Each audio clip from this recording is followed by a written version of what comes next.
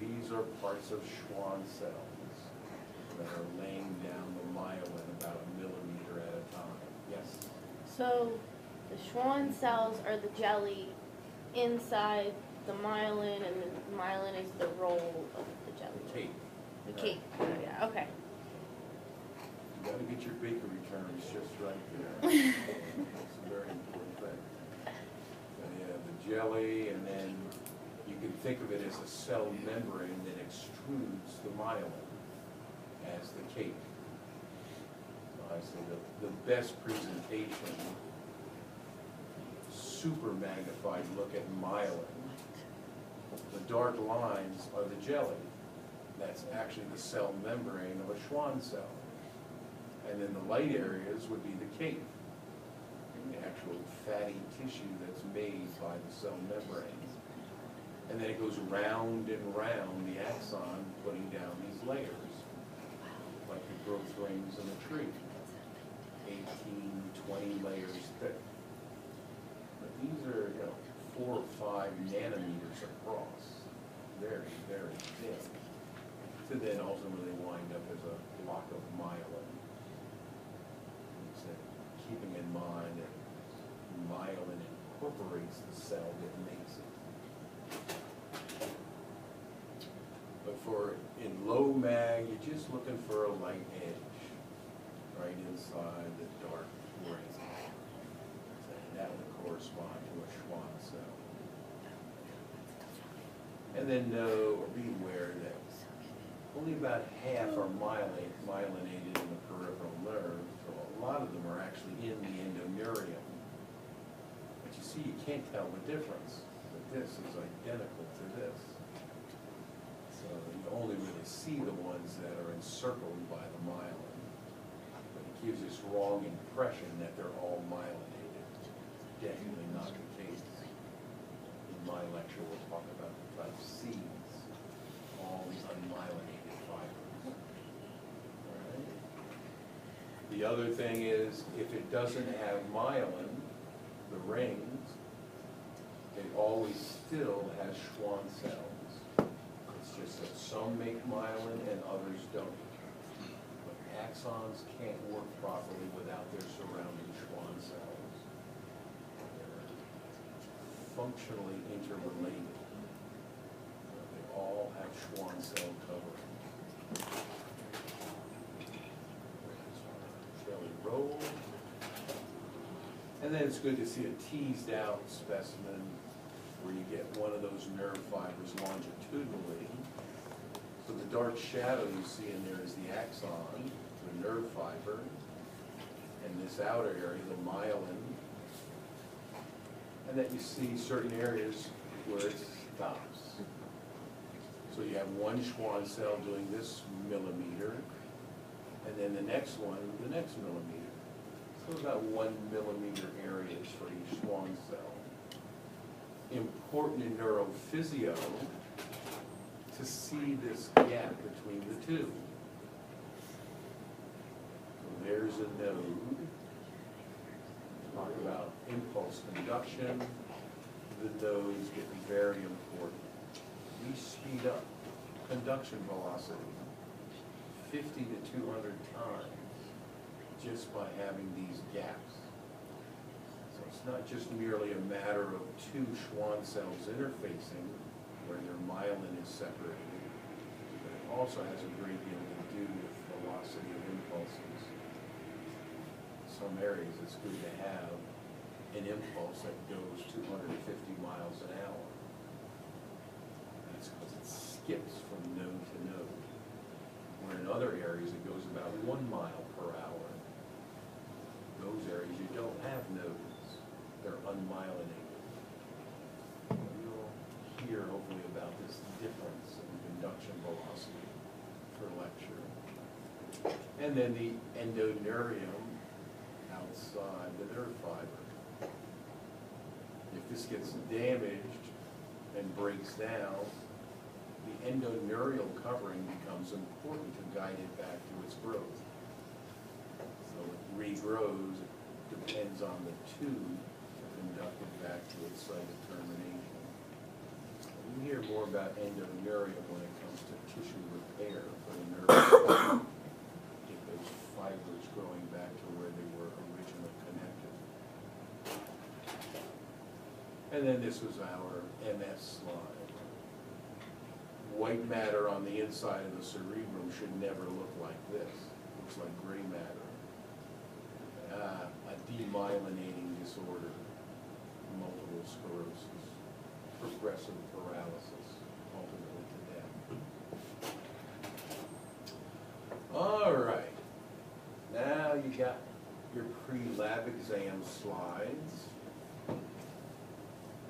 Ones you've never seen before, but the same structures that you've been studying. See how you do on these.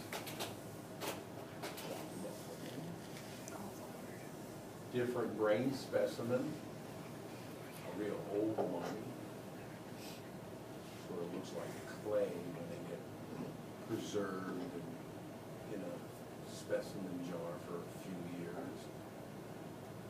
But even from a different angular viewpoint, you still can make a lot of identifications. Okay, first thing, which hemisphere is this? Left. So which hemisphere? My left. Yeah, you don't even have to move your head, it's in your position. Left and right. So that's an easy one. Lobes, temporal, right, curling underneath. X, chiasma. What should be right here, but it's not? Pituitary. Pituitary, right behind the X. This part, Brainstem. brainstem, zona fatalis, upper swelling, pons, lower, medulla, there. What do you got here? Cerebellum. Cerebellum. You're really good. A little of this got left behind. Pia. And try to strip all of it off. Yeah, it's the pia. Like a little gossamer membrane there. You missed it, still here.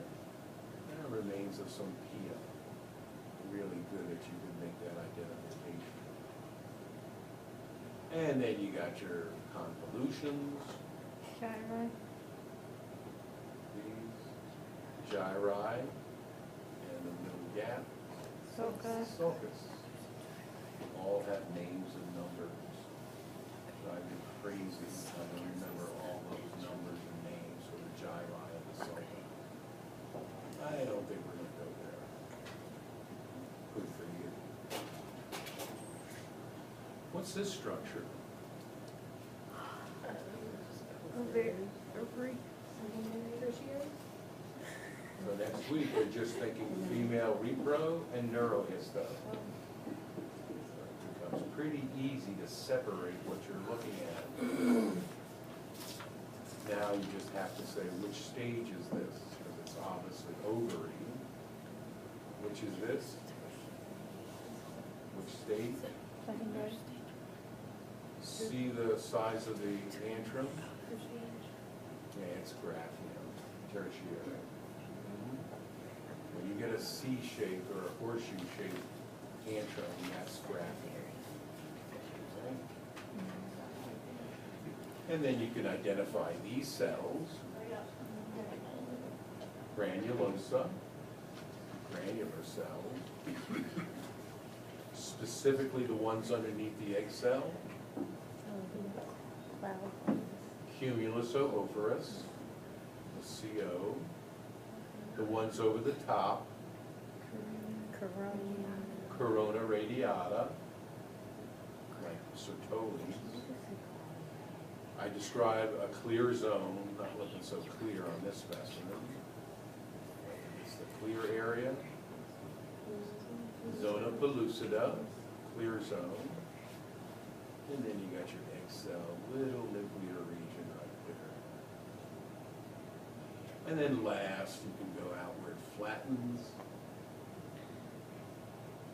TI, Pica interna. So you go from nice round nuclei to a more flattened look. I just want you vaguely aware of the TI. Hear about it sometimes as endocrine function for the ovary. Estradiol and estrogen compounds. So there's a graphene, third stage development.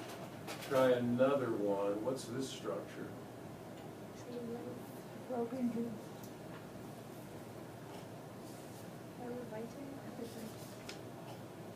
Here you got this circular structure with this in the interior. What is it? Fallopian tube. Fallopian tube, sure. Not really a tube in the sense of a nice lumen, tremendous mucosal folds on the interior, and more magnified down here. Just the scanning look, fallopian tube. Most you just get a pie wedge of it and could identify fallopian tube. It's the second. Where is this from?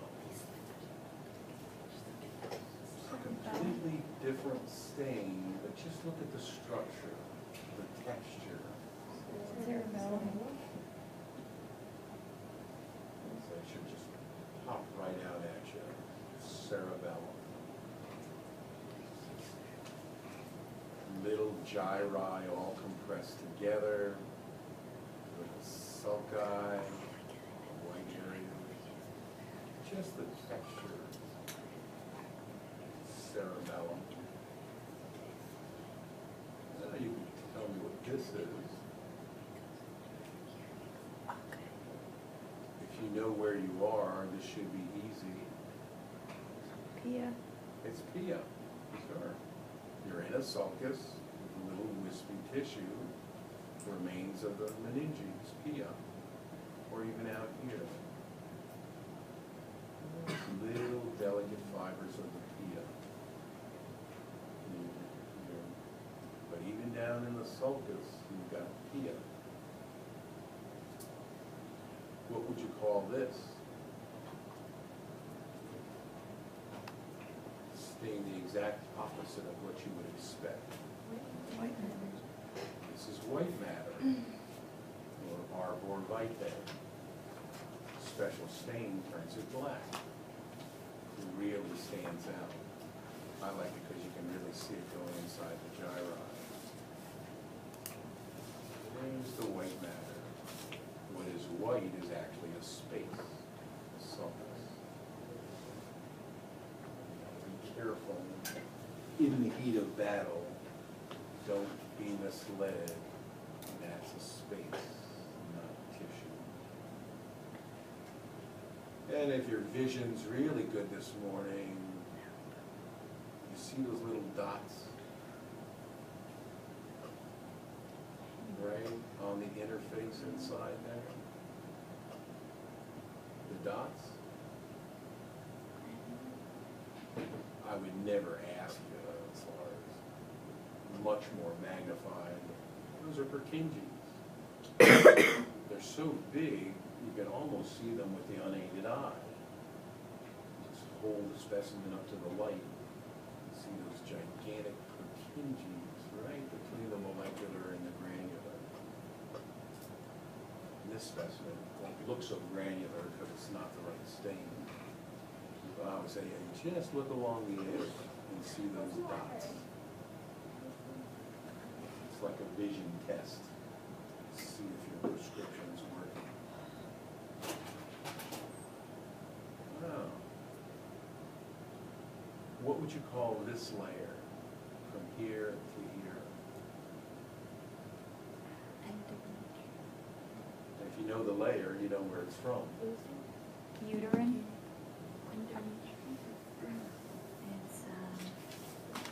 Is this female repro or is it neurohisto?